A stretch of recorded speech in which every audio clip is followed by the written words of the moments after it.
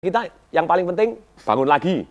Yang paling penting bangun lagi. Misalnya anak-anak kalau jalan kaki, belajar jalan. Saya mau tanya, siapa di sini yang punya anak? Ada yang punya anak? Mau tangan? Semua punya anak. pasti. Saya mau tanya, siapa yang belum punya anak? Mau tangan? Oke, siapa yang saya tanya? Siapa yang pernah jadi anak-anak? Mau tangan? Oh, semua pernah jadi anak-anak. Sampai sekarang, Pak. Sampai sekarang masih jadi anak, very good. Coba lihat anak-anak, pada waktu anak-anak belajar jalan, kalau dia jatuh sekali, jatuh 2 kali, jatuh 3 kali, terus dia ngomong, saya enggak berbakat jalan. Apa yang terjadi?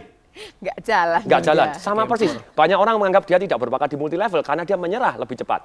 Mestinya dia bangun 1 kali lebih banyak daripada waktu dia jatuhnya, dia akan jadi. Iya.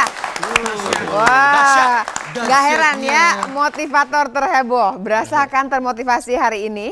Ya, langsung kalau Pak Yuga juga sama. Pertanyaannya masih network marketing, di mana yang dikejar tuh bonusnya lagi. Bagaimana kemudian mengajak orang, coba kita belajar dulu, kejar dulu pelajarannya dulu, baru bermain dengan benar. Jadi salah satunya dibiasakan, network marketing yang bagus, itu terdiri biasanya 3 yang bagus. 1 dari produknya bagus, kemudian dari sistem kompensasinya OY, gitu ya. Yang ketiga dari sistem trainingnya yang rutin dan berkelanjutan.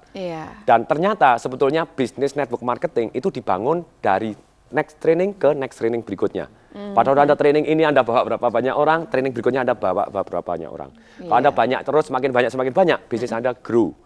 Jadi banyak orang ngejar bonus, boleh. Tapi kalau Anda hanya ngejar bonus dengan cara beli produknya banyak atau suruh download Anda beli produk banyak, Anda lupa faktor kali. Yaitu apa? Jaringan Anda yang akhirnya sebenarnya bisa memasarkan produk ini jauh lebih banyak. Baik Pak Tung. Kemudian Pak Tung dari Pak Ari, ini kalau di bidang jasa, di bidang pendidikan ini seperti apa? Ada kiat-kiat tambahan tidak? Sekarang kan memang sudah, persaingannya tuh memang berat sekali di bidang jasa dan pendidikan ini. Sama, ketika Anda di bidang jasa misalnya sekolah atau TK atau SD atau SMP ataupun SMA. Pertanyaan saya, nilai tambah Anda apa? Kalau belum punya nilai tambah, mulailah merubah atau menambah. Nah, Anda bisa caranya gimana? Kerjasama dengan yang terbaik di dunia itu jauh lebih cepat. Belajar dari yang terbaik, kerjasama dengan terbaik, dan pakai metode yang terbaik, Anda nilai tambahnya yang sudah terbukti. Daripada Anda mencoba nilai tambah sendiri. Kemudian Anda boleh amatin, tiru, dan modifikasi lebih bagus lagi. Terus kemudian, jangan lupa faktor kali. Kalau nggak punya modal sama sekali gimana Pak Tung? Sama, Anda bisa jadi makelar. Kalau tidak punya modal, ada 3 cara. 1, kita jadi makelar. Makelar itu bisa makelar raksasa, bisa makelar kecil-kecilan. Makelar kecil-kecilan itu misalnya makelar properti, asuransi itu juga modalnya kecil gitu ya. Misalnya Anda di network marketing juga modalnya kecil juga. Kemudian Anda makelar mobil juga modalnya kecil, Anda makelar rumah juga modalnya kecil. Tapi ada juga makelar yang gede. Modalnya gimana itu? Contohnya di buku saya ceritakan ada 1 orang umur 17 tahun, tidak punya duit, kerempeng, kurus, tidak sekolah gitu ya. Dia jadi makelar apa? Tembakau.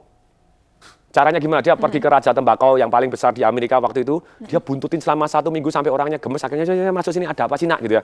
Gini Pak, saya bisa carikan kamu tembakau yang lebih murah dan mutunya lebih bagus. Dan caranya gampang. Tembakau datang dulu, cek. Kalau ternyata tidak lebih murah, lebih bagus, kembaliin. Nothing tulus kan?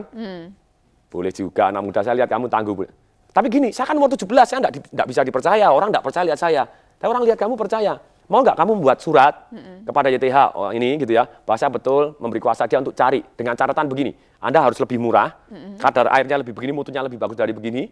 Caranya begini, Anda kirim dulu ke Amerika, datang di Amerika, saya buka ternyata kalau begini baru saya bayar, kalau enggak akan saya bayar. Berarti orangnya tanpa risiko tuh kalau nulis surat seperti itu juga. Oke, orang ini langsung dibawa kemana? Ke Brasil, kemudian dia kumpulkan pedagang tembakau terbesar di Brasil atas nama pedagang tembakau terbesar di Amerika. Orang langsung mau, betul nggak? Langsung akhirnya ada yang mau, silakan kirim dulu, ternyata sukses luar biasa, ada yang diterima, dan dia dapat persentase, dan orang tadi namanya adalah Aristotle Onassis. Raja kapal itu ya. Itu mulai karirnya awalnya sebelum dia jadi raja kapal. Tapi setidaknya dia masih punya modal bolak-balik ke Brasil. Kalau nggak punya modal sama sekali kalau sudah ada punya surat ini, ada yang modalin Anda untuk pergi ke Brasil. Pastinya ya. Nah, kayaknya kita udah di titik di mana, wah kita sudah padahal 3 loh nih, 3 loh tadi belum 3 gitu. Oh ya silahkan terus Pak. Oh masih boleh, berapa jam lagi gitu ya? Oh masih ada. Kayaknya Pak. Baru semangat. Jadi Anda 1 bisa di makelar, yang kedua kita langsung kerjasama dengan orang yang terbaik. Contohnya saya pada waktu dulu pernah begitu ya, langsung dengan ilmu kita, dengan pengetahuan kita kerja dulu cari ilmunya, kemudian kita langsung ajak kerjasama konglomerat atau apa, kalau dia mau, misalnya buka jaringan apa, mendadak Anda bisa dapat persentase saham kosong, Anda hanya modal ilmu aja. Nah, ini idenya yang dijual. Yang ketiga, Anda nabung dulu kalau tanpa modal, pakai peternakan uang dulu, baru OY gitu ya. Oke, kalau begitu. Setidaknya 35 miliar.